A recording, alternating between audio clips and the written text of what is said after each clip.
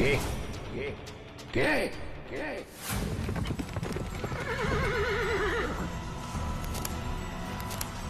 তোর এত বড় স্পর্ধা, তুই আমার এতদিনের সব সাধনা ব্যর্থ করে দিলি। এর ফল তোকে পেতেই হবে পাপিষ্ঠ, এর ফল তোকে পেতেই হবে।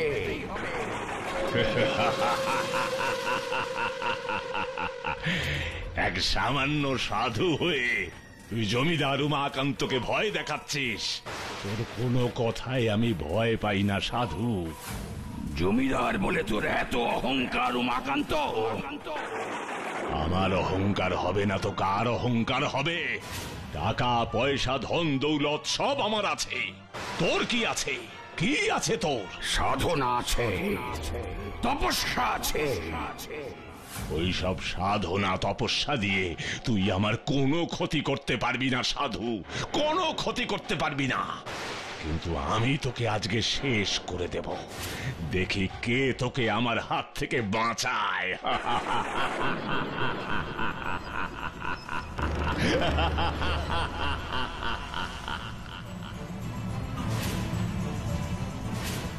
সাবধান সাবধান উমাকান্ত, সাবধান। আর এগোস না, আর এগোস না উমাকান্ত, ধ্বংস হয়ে যাবি, তুই ধ্বংস হয়ে যাবি। আমার ধ্বংস হবার আগেই আমি তোকেই শেষ করে দেব।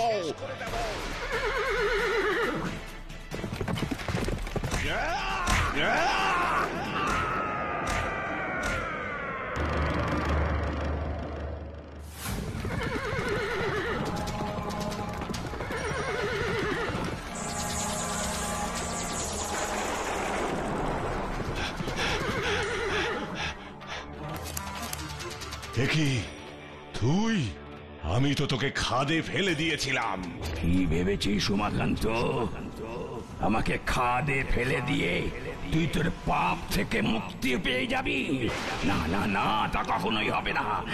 যে ঘোর অন্যায় তুই করেছিস তার ফল শুধু তোকে নয়, তোর বংশধরকেও পেতে হবে।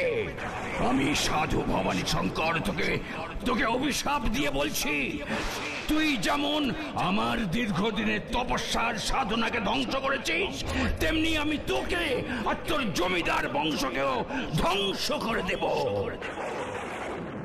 না না, এমন অভিশাপ আপনি দেবেন না সাধু বাবা।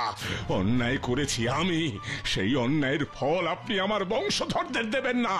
তা তো হয় না উমাকান্ত, অন্যায় করলে তো তার শাস্তি পেতেই হবে।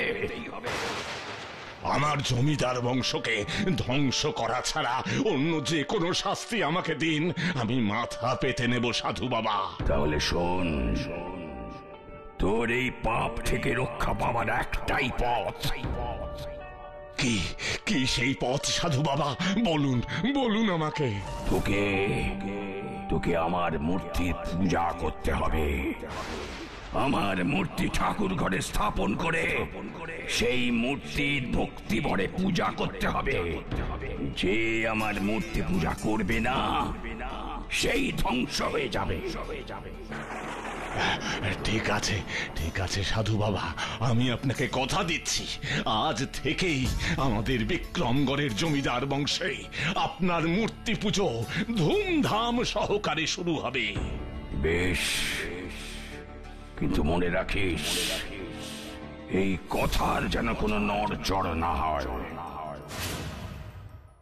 আজ থেকেই আমাদের বিক্রমগড়ের জমিদার বংশে আপনার মূর্তি পুজো ধুমধাম সহকারে শুরু হবে।